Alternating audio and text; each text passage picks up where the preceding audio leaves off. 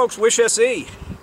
I've had this request repeatedly from a number of subscribers to deal with the grip stance and to give my opinions on that.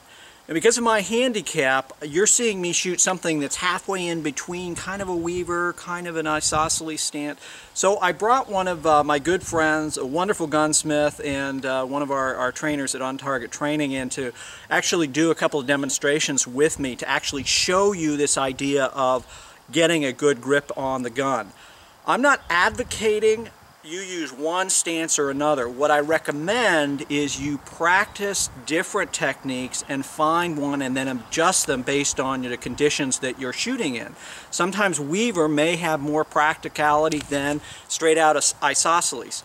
What I think you're going to see with Brad in his shooting is that as he's shooting using a very aggressive thumbs forward grip that modern weapon craft has really evolved to, you'll see he has almost no muzzle flip whatsoever. And he's going to shoot both a Glock 19 and then we're going to have him shoot a Glock 21. And we'll let you guys see a couple of different grips and why I believe the grip he is using is preferred for most people, particularly for a combat or defensive style shooting. So we're going to take right now first a look at the grip, then stance, and then we'll have Brad shoot a bit. Let's get to it right now.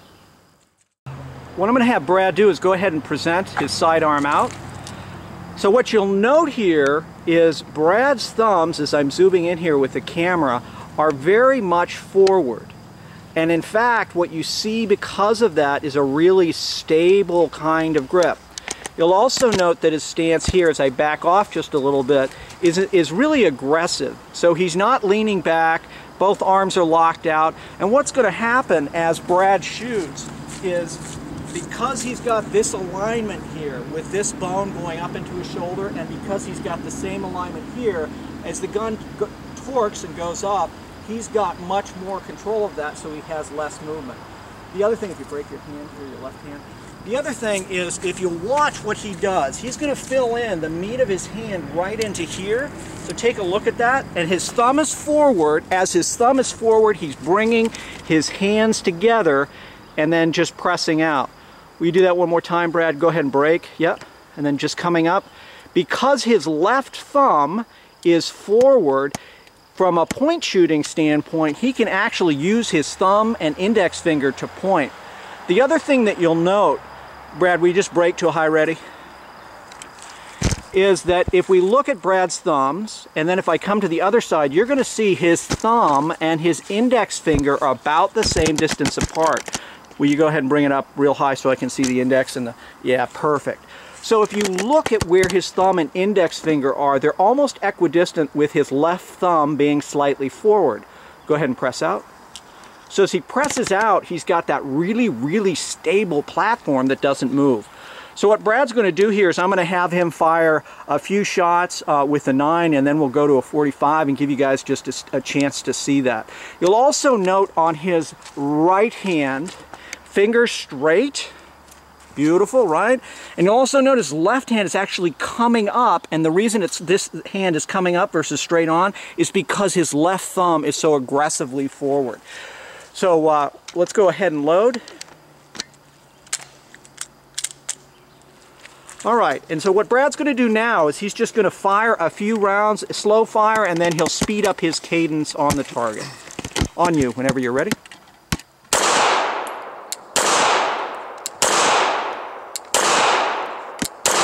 Faster. Faster. Awesome. Thank you. So, folks, what you saw there as Brad was shooting is, as he was getting faster, there's virtually no muzzle movement, no muzzle flip, because the gun is so locked down. Especially as you're shooting guns, smaller guns or guns that have more stat, 40, 45, 357, something like that. The next thing we're going to do is we're going to stay right here. I'm going to swap out. I'm going to give Brad a Glock 21. We're going to shoot the Glock 21. And you'll see that regardless of the fact that we've got a larger bullet, granted the bullet's moving a little slower, but we've got a larger caliber, there's still no muzzle flip per se. And that's because of this grip, which is just locking the gun in almost in a vise. The other thing you'll note if you watch some of our videos is when Brad's shooting long gun, When he's on a carbine, his grip and stance is exactly the same.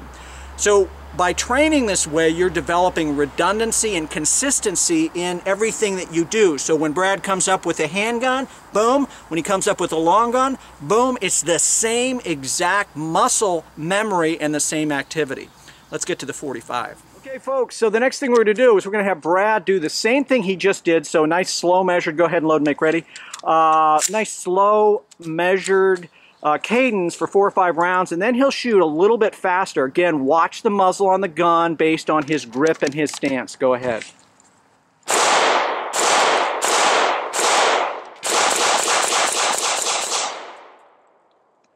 Awesome. Excellent. Thank you.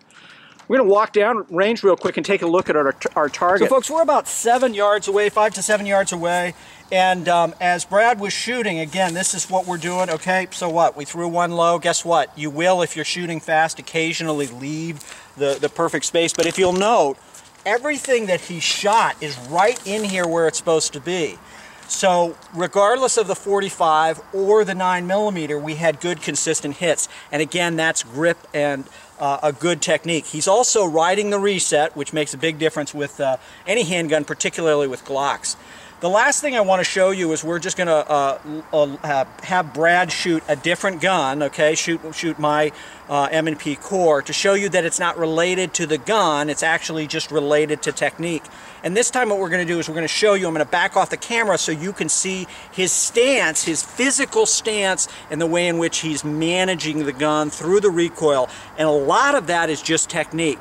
So by having this aggressive forward grip, thumbs forward, locked out, he's really in a good position to manage the recoil, and that means he can see the front sight faster through follow through, and as that's happening, get hits on target much faster and more accurately.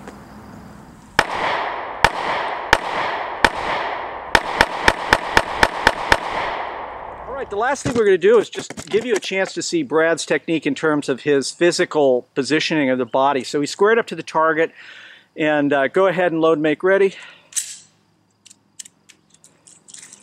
Now look at his stance. He is ready to fight, to run, to do whatever he has to do. And having shot carbine with him a lot, and even shotguns, this is the same stance.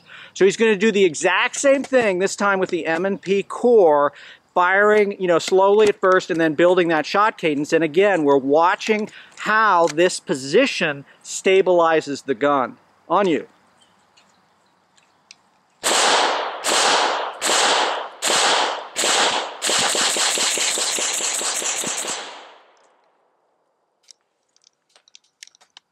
And again, Brad's hits are all freaking right in there, and we'll show you the target in just a minute. So this is a matter of skill and technique, but really how the technique can make a huge difference in what you want. And what you want, my friends, is hits on target. So there we have it, right? Very, very fast shooting. Those split times were probably about 1/4 of a second, maybe 1/3 of a second as he got going. Really fast, really quick, and all of them right in there. So outstanding.